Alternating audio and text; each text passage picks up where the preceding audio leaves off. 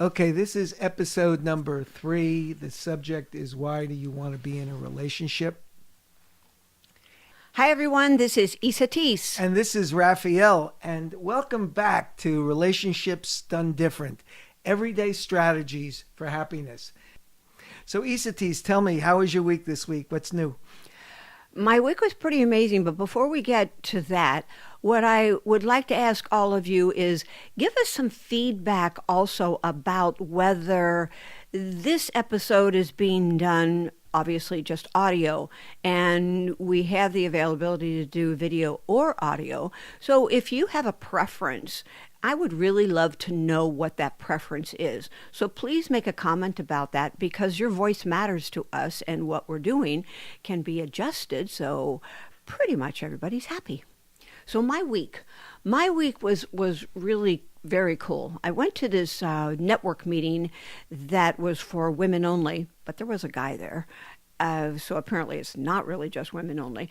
But at any rate, I met some really awesome people. And one of the things that this one person, which happened to be the guy, gave out was a sample of CBD oil, and which is hemp oil, which is a part of the marijuana plant, but it doesn't make you high or any of that kind of stuff. I really don't know a whole lot about it, except I know that it's like going like wildfire everywhere, seemingly, in the world. Even some of my nutritional supplement companies that you have to have a license for is now utilizing that and has new products available with that. And apparently it's a very good anti-inflammatory and helps with fatigue and depression and all these other kinds of things.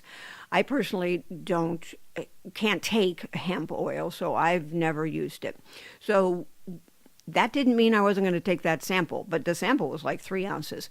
At any rate, so I get home and I think, what am I going to do with this? And as I'm thinking that, I see our little Labradoodle. We've had a Labradoodle for 15 years, and he's about 14 pounds, and has a lot of arthritis, and he's hurting these days, and it's really sad. He's on anti-inflammatories and all these things, but it doesn't really seem to take away his pain.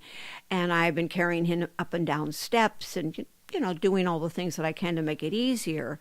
So when I saw this CBD oil and I saw Tashawn, I thought, I'm going to give him a little dose of this. And I had spoken to the guy that I was thinking that I might do that with him, but could he tell me if that was okay? And it was okay. So the bottom line here is I gave him his first little dose last night, and he actually stopped limping, and it was pretty impressive to me.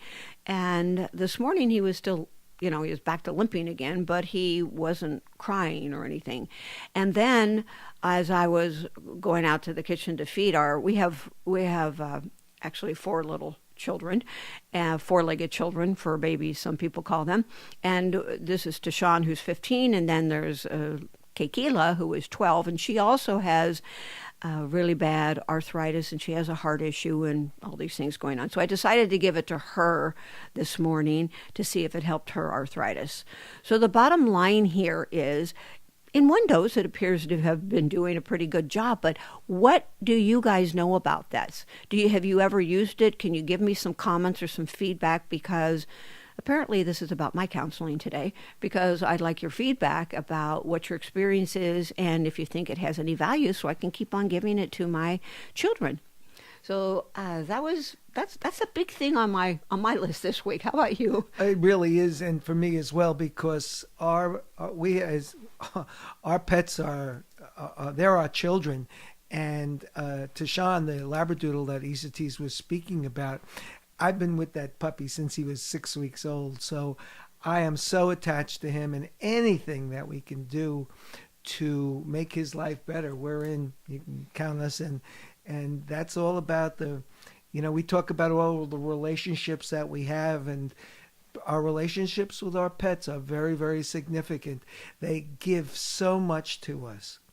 I'll tell you, relationship, maybe we should have made this one about relationship with pets, but we'll do another one on that, maybe when we get feedback from you guys.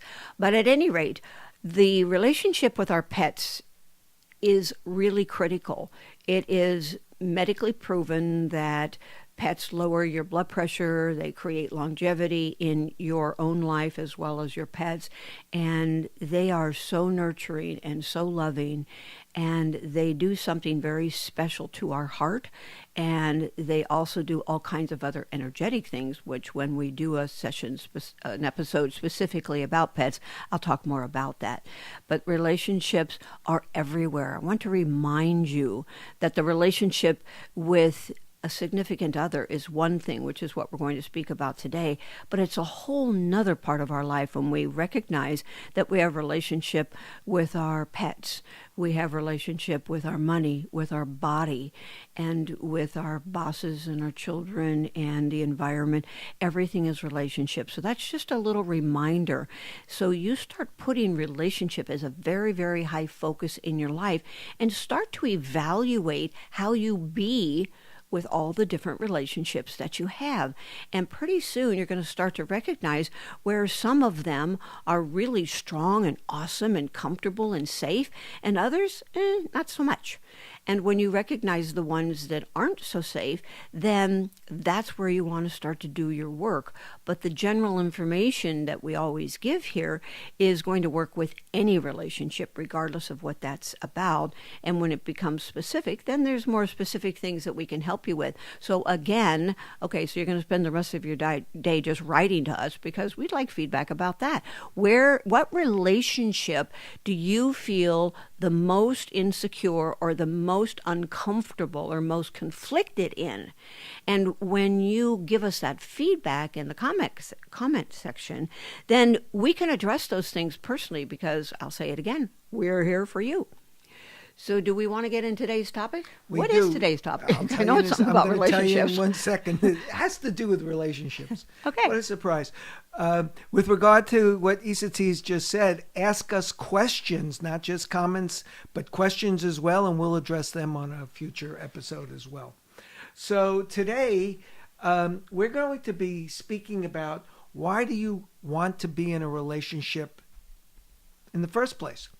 We do a relationship meetup here in Portland, in Vancouver, Washington, called Relationships 911, and we had someone who was asking questions that led to this whole discussion about why you want to be in a relationship. And we thought it was really, really important to address it because if we're looking for something in a relationship that is outside of us, it's going to present some issues. So, and I'll tell you what, 99.999% of people are looking for a relationship for something, to fulfill something within themselves, and they look outside. So when you're thinking about relationship, even if you're in a relationship, look at what's in it for you. What are you looking for? What do you feel is missing in your life that you need a partner for? Now, I'm big on relationships. I've called myself, I'm a relationship person. I pretty much have always been in relationship with a significant other, and I have been alone as well for periods of time, but I always found that I wanted to and enjoyed being in relationship first. So the thing that when I'm working with someone, and this person who was at the meetup, I've actually had some interactions with her before, and the truth is that it's important for you to know, why do you want to be in a relationship? So now, for those of you that are already in relationship, listen to the things that we're saying because they're all completely, totally, exactly applicable to you. Because even if you're in your relationship, you can say, why do I want to be in this relationship? And it's okay to question things in life, because when you do, what occurs is that you start to see how you can kick it up a notch. You can make your relationship more awesome if you're clear about what your expectations are and what you think you quote unquote need from relationship. Because need is going to be the first telltale sign that your relationship is probably going to end up in trouble somewhere along the line. So I could just keep on chatting. Can I finish the rest of this, or would Yeah, you no, like go to say ahead. something? Go ahead. I Because was just. occasionally, you all, I just sit here, close my eyes, and all these things come to me. But so I just want to give a second portion to this. And sometimes when her eyes are closed, I'm sitting here jumping up and down Yeah. with my hands up in Flagging the air. at Give me me. a second. Give me a second. Yeah. Wait. Okay. So the last word that I really want to underline that I was just speaking about is need. So when you are in a relationship or you're looking for a relationship and you ask yourself the question, why do I want to be in a relationship? And you look inside yourself, start writing down. It's just a really great exercise. Get a pen and a paper. You could even do it now if you wanted. You can pause this. And you write down, what is it that you think a relationship is going to give you? In other words, what do you feel like you need? What's missing in your life? And none of them are right or wrong or good or bad. It's very important to realize this. You don't have to feel like guilty because you want a relationship. The truth is that most everyone wants a relationship of some sort. And when you write down what it is that you feel that you need, what you're going to find out is that many times, or most of the time, you're looking for someone to make you feel more whole. You're looking for someone that's maybe going to support you financially. You're looking for someone who is going to give you a sense of feeling good about yourself. You might be looking for someone to share your economics with because it's too hard to do on your own. It doesn't matter what it is, write it down. And the most important thing really is not what they are, or not to judge those things that you're becoming aware of, but just to know that they're there, and that will help you be more fluid and more open to new ideas. And that's a really, really good point.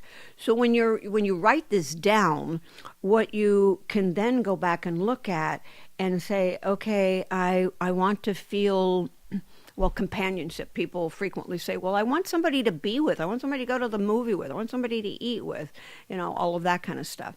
And that's an honest human need. We are tribal by nature. That means that we naturally, innately want to be in a place where we are sharing ourselves and our lives with other people. So that's, again, I'm going to underline what he just said, is there's no right or wrong to this. This is not good or bad. It's merely a matter of awareness. Remember, we always speak about, like on every call here or every episode, we talk about how we are doing what it is that we're doing because we know that there is something for us to become more aware about. We're getting to know ourselves. These episodes that we do are self-development exercises. They are awareness gleaning experience. It's to become aware and awake so you know what you're doing, feeling, thinking, saying, and you recognize that you have the ability to shift that in any way that will make your life more awesome than you could ever dream or imagine. But as long as you think that you're a victim of your thoughts and a victim of your relationship and a victim of everything else, then what occurs is that you feel, what do you think? A victim. And a victim usually doesn't feel good. A victim feels like the world is happening without their permission. They feel that things are not going the way they want. They feel that other people control them. All of these things which lead to a sense of unhappiness. We're all about being happy. We're all about really having fun. We're about having a deep understanding and clarity about who we are and what we want. But we're also about helping you recognize that you have the power. You have the awareness. So as you look at your list, what would be very powerful for you to do is notice what's there. Are the things that you have listed there because you are trying to have a need fulfilled to feel companionship, to feel like you're with somebody? That's cool. And then what about feeling safe? because a lot of people do not feel safe in the world today. So they want to feel safe. They want a relationship so they can feel safe. Well, this one can be tricky because to feel safe in relationship can have one of two demeanors or one or of two different ways of looking at it. One is, okay, I've got somebody who lives in my house, so, if a burglar comes, I'm pretty okay, or not.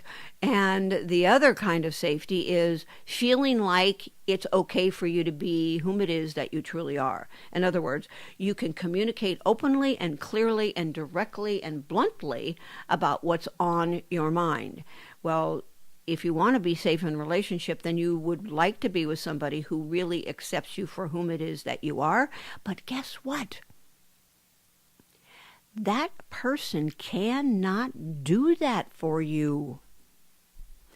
If you do not feel accepting and loving of yourself, your partner or whomever it is that you're with will mirror back to you the parts of you that you don't think are so awesome. Remember when we have spoken about mirroring in other episodes? I'll just give you a brief reminder. Relationships are actually primarily for personal growth. And mirroring is one of the ways that we get to grow so greatly. Because we can't see inside ourselves the way that we would ideally like to, or we can't see our face unless we look in a mirror, we don't really even have a clue what we look like. So a person in our lives will mirror back to us, just like a mirror on the wall, what we have going on. Now take a breath, because I know that you see some pretty unfun things in other people that you think, there is no way I'm like that. No chance, Lance. But let me tell you, there is a lot of things that we don't realize that we do. And depending upon your philosophy, it could be something that's in your DNA that has shown up that you've been carrying along with you for some period of time.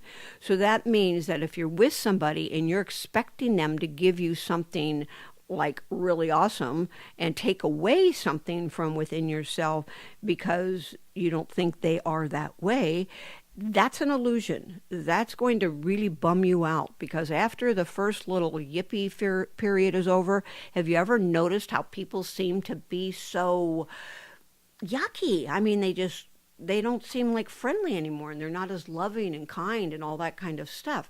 And so when you understand, and this is important, understand the mirroring process, and then you will start to see how relationship is so powerful. Now, Rafael and I have been through this a little bit. Since we've been together a really long time, we have mirrored just things. A little. Are you trying to interrupt me? So just this morning, do you want to give him? I was just going to say to tell the same thing. Yeah, go tell them about what happened just this morning. So this morning, I come into the bathroom. We have two sinks, and Esateys left the dog bowl in my sink as she was getting ready to get her day going. And it was kind of like, to me, it was like, okay, she's leaving, giving me something to do that she could just as easily, once she had it in her hand, have done. So I said to her, so why do you keep leaving that in my sink? And he didn't say it as friendly as he could have. I did. But anyway, so and honestly, it was a little bit of a trigger, because I figure if you have it in your hand already, why do that? But anyway, so I said that, and we talked a little about it, and that was it. And then a few minutes later, Esateys came back. Actually, I was in the shower when this happened, and tell him what you said, because it's really it's so true. And it's well, just tell him and I'll come back with okay. So when he came back at me with that, he's taking a shower, I'm washing my face, and all of a sudden I just started smiling and laughing to myself, because what I saw so clearly was that he got triggered because he saw me leave something there for him to do, kind of like the perception honeydew, was a honeydew. Well, okay, you call it a honeydew. I call it it doesn't matter. So I said, what I think is so hysterical about this is when you leave the dishes in the sink, he eats breakfast or lunch, and the dishwasher's empty, okay? It's empty. And he'll take his plates and he puts them in the sink. And he expects me to go clean them up and put them in the dishwasher. And so that comes up for me with a little bit of feeling like, do you think I'm your maid? Or, what is the deal here? And I've said something to him many times, and he just looks at me.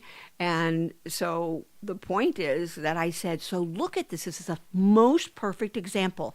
You're triggered because I put the dog bowl in your sink, and I feel the same way when you leave your dirty dishes in the sink, because you expect me to just automatically do them when it would take you not even 2 nanoseconds, because the dishwasher is directly next to the sink.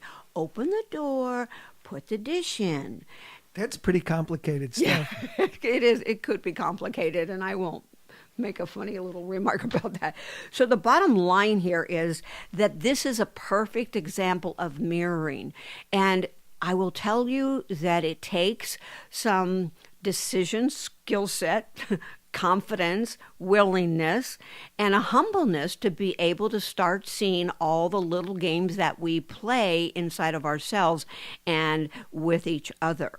So just look at your life right now and think for yourself about where you might do things. Make it like a passion. Become like a detective, like a hound dog, looking for things in your life. When you see them in somebody else, you search inside yourself and see where that or something like that is happening. Do you have something? I do. So what's interesting about what she just said, and I wanted to say earlier but just never got a chance, is it's the awareness thing. Once we're aware of it, we're aware of something like this thing, my trigger, her trigger, then we can just automatically shift or change if we choose to. And for me, what happened is, this is not the first time Esateys has mentioned the thing about the dishes. And while I'm not 100% perfect, because I always rationalize I'm in a rush, blah, blah, blah, but what I have done is anytime I come in and I see the dishwasher full, I just undo it. And I've actually started doing things in recognition of that awareness that this is my stuff just as much as it is hers. And that's really good, because now I'm giving in the relationship, and now I'm not expecting someone to be doing something for me. And what I've found is that giving in the relationship, those small little tiny things, are really, really important to build safety, trust, and making the other person feel loved. So without the awareness, I don't think I would have gotten to that. And I really do acknowledge you like times a godzillion, because he's made like this radical shift over the last month or so that has been so significant. And I notice all the things that you do that you didn't used to do. And the things that you do, you don't do them with an attitude or anything. It's just like you really are contributing to the relationship. Whoever needs some support in that moment, you just do it. You don't get over there and say, well, that's his job or that's her job or whatever. You do what it is that you do. And how's this related to why do you want to be in a relationship? Because it's important to recognize that being in relationship is a two-way street. Being in relationship means that you're going to have to kick it up, not one notch, but like 100 notches within yourself, because you're going to have an opportunity to see where you play the game. Excuse me, you play the game with yourself of all the little hidden agendas that you have of the way you think your life ought to be. And you expect other people to just be that way. And your own personal insecurities or triggers are going to show up in relationship. So if you're clear that you would like to be in relationship because it's going to give you an opportunity to really see more of yourself and to really help you grow and become more aware and become more loving and more caring and more giving of yourself first. See, Raphael, you just said something that was really important. You said that you feel better. You're contributing. You're doing things now that helps you feel better. And he's giving to the relationship, but the bottom line is he's giving to the relationship because ultimately it makes him feel better.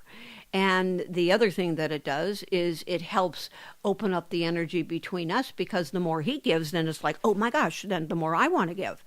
And so it makes it like you want to start working that way with each other. And that is one of the tremendous values and the tremendous growth opportunities in relationship. And just to be really clear, this is a small little thing. I mean, neither of us are particularly charged, except when we do get charged. But but the point is it's those little things that build up and create big things, create big walls. So that's one aspect. And the other thing is, I just have gotten that if I want to really, maybe it's selfish, I don't know, but I feel the more I give, the more I get. So, and then I feel good, just like Esateys was saying. So why not? Well, it is very, very true, because it is the way the universal law works, that the more energy you put on something, the more it grows. So the more energy you put on contributing and giving, the more you are going to have that be returned. I'd like to go back to the first point that you made, which was very powerful. You said that these are little things. Well, little things, as he was saying, build up to bigger things. But let me tell you that of all the people that I coach and the people that I interact with at retreats, they tell me that this has been going on for a really long time. That means that because we have not been willing to tell the truth at the beginning, or maybe we really didn't even know what the truth was at the beginning, but all these littles make a big. So it is like putting another brick to build the wall, another brick. Something like this happens, the dog pan goes into the sink and another brick goes up. If you don't have the awareness of what you personally are creating, then what happens is you start blaming the other person on a continuous basis, and then by the end of who knows whatever time period it is, you go, why am I even with this person? He doesn't put the toothpaste lid on. He doesn't put his dishes in the dishwasher. His clothes are laying all around. Whatever it may be for you. He whines about this. He yells me about that. He doesn't, that. Or same thing in regard to the she part. She does this or does that. But the bottom line is we say these things internally under our voice, but when we don't speak with clean, authentic communication, we are speaking about it to ourselves. On some part of ourselves, we think we then have communicated it, which has only been to ourselves, not to the other person, and yet that communication is a very negative communication, and it puts another brick in the wall, and another brick in the wall, and another brick in the wall, until you get to a place where there's a couple that I have just been coaching, and their relationship is so toxic. There's just virtually, seemingly no way that they're going to be able to really get to a place of feeling the love with each other, because they've gone 20, 30 years, something like this, not speaking the truth and not being really authentic with themselves and with each other. And because of that, they believe that what they believe is true about the other person. And then it gets really dangerous to be able to try to recover a relationship. So, Raphael, when you were single and you were looking to be in relationship, what was it that you were looking for? And this is before you knew relationships that were for self-growth and all the fun things that we've learned. But what is it that you were looking for? Well, first I just want to say, before you and before learning and being involved with and really getting this at a very deep level, I had no idea what relationships were about, other than having sex and getting what I needed and what I thought I wanted. it's amazing. I had just didn't know what I didn't know on a big time. And I think that's the biggest piece in why we always talk about awareness. When we don't know what we don't know and don't know it, I always love to use that last part. We're lost. We're absolutely lost. And the truth is, unfortunately, many people are like that until they're not. So to answer your question, I wanted to be loved. I mean,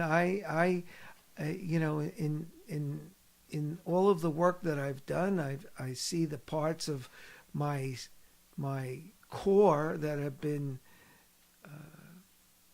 damaged or hurt, or the self-esteem level is so low that that's what I was looking for, I think. Okay. And I would say that 99.9% of people, that's one of their ingredients. If you did your list a little while ago, or if you're going to do it when this podcast is over, then I encourage you to write that down, because a desire to be loved is core in every single one of us. We all want to feel loved and lovable. It's a core issue of the human nature.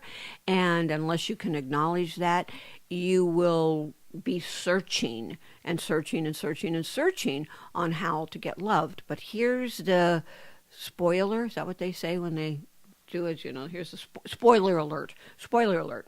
Okay, spoiler alert is that the relationship can help you feel great, but unless you are also willing to accept that the relationship can also make you feel otherwise, until it doesn't, then you are going to be disappointed in relationship. Because if you think you're enrolling someone so they can make your day happy every day, and you expect that they're never going to have a rough moment, or you expect that they're never going to project on you, or you expect that they're never going to be irritated at you, and on and on and on, then you are walking into a minefield, because it doesn't happen that way.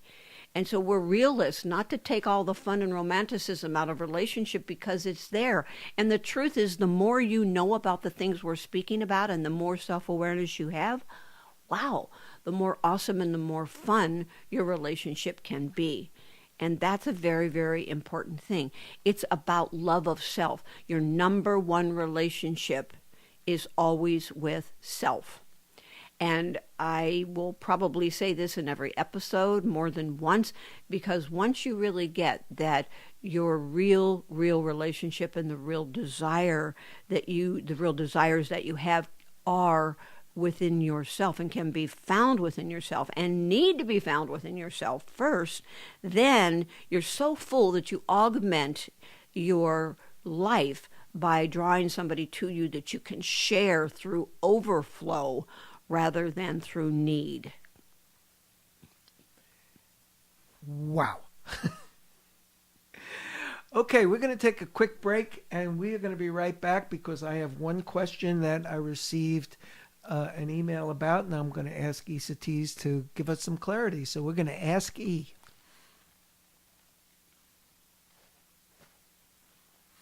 Okay, so E, I received this email the other day, and it said, Esateys, how has your perception about relationships changed over the years? Do we have another hour or so? Okay, I'm going to give the Reader's Digest version of that. My perception has changed by many of the things that we've actually spoken about today. When I was looking for a relationship back when I was 20 or in my teens and thinking about that, I was looking for somebody that I could go out and play with, do stuff with. I was looking for somebody to have sex with. I was looking for somebody that liked to do the same things that I like to do, so we could share in things. I was looking for someone who made me feel important, pretty, whatever the case may be. I was looking for someone who was educated, very intelligent, and that would support me in expanding in my own personal goals and intelligence. I was looking for somebody who was that either had money or was educated enough and had a goal to have money, and things of that nature. I had not one clue that what I really wanted was a relationship to help me grow and see myself so I could find joy at my own core level. Therefore, I I now say I went looking for love in all the wrong places because I was trying to find somebody who looked a certain way, acted a certain way, would be a certain way, and repeatedly, and I do mean repeatedly, I found myself not finding that person. And because of that, what I did is become very depressed, actually, because I thought there is nobody in the world that's ever going to, quote unquote, get me or whatever it is I thought I needed. And then as I started going on a very, very deep, a much deeper spiritual journey, if you will, and started looking more profoundly at humans and the human condition, and I learned about myself, and I learned how people think and how they be and how they respond and how they react, and what they really want versus what they think they want. I mean, I've spent so many years, at least 40 years, literally searching for the answers of who am I and what am I doing here. And with that, I've learned that relationships are what I said earlier. They are a personal growth adventure. They are the ability to see and pursue, to find, see, and pursue the greatness in other people. And when I see that and I'm reflecting that back to myself, then I have the ability to see that in myself at a higher level than ever. And that's where the true joy, the true companionship, the true life that you love to live is augmented and shared with someone else. So I was just thinking, if someone's sitting here listening to this podcast and has no real background or awareness of any of much of the things that were said, they can relate to what are the, why you wanted to be in a relationship, the things that I've said. So what one thing would you tell them, how would you tell them to start? How would you tell them to start to look at and to perceive and see relationships through a different, more unique filter that was more in line with them? I would tell them, first of all, to listen to this podcast again, but I would, but I would also tell them to start with their own self-awareness. We actually have a program called AQDQ, which means awareness quotient and desire quotient, and what it helps you do is learn how to be more aware, more present. The more aware and the more present you are about what you think, what you feel, what you say, what you do, how you react versus how you respond, the more you know yourself, the more powerful you will be able to be in relationship. And so I would start with me. I would start with awareness. I'd be aware of what it felt like when I brushed my teeth in the morning. I'd be aware of my toes inside my shoes.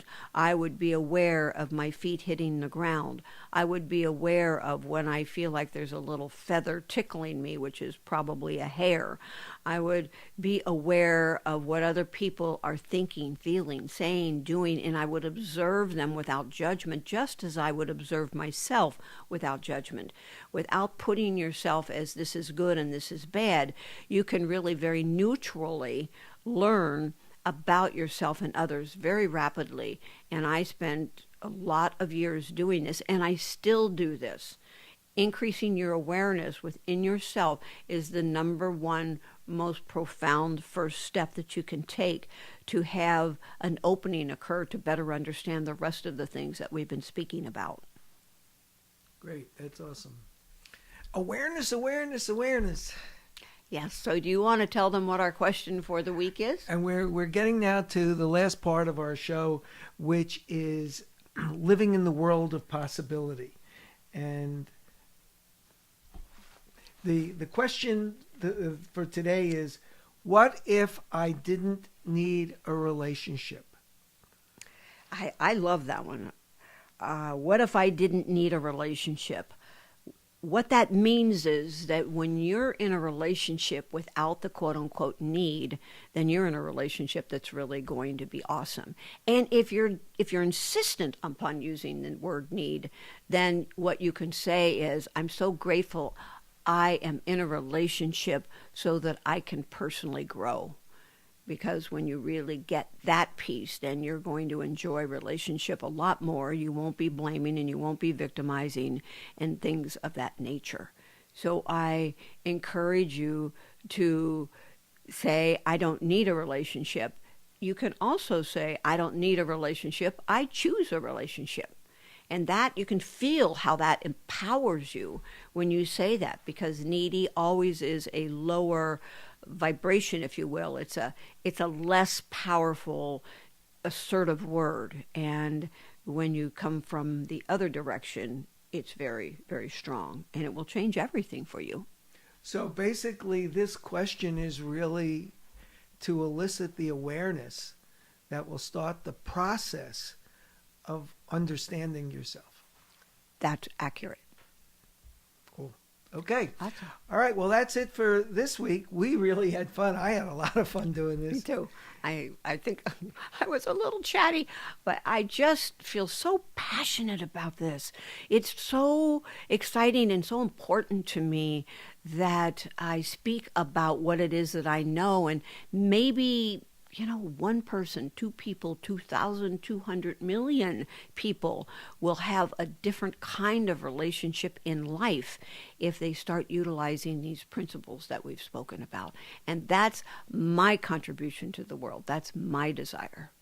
As we leave you, I just wanted to recommend that for those of you who are in a relationship and have to get your partner, your spouse, your family, anyone with whom you're in a relationship and want to improve that, to get them to listen to these podcasts.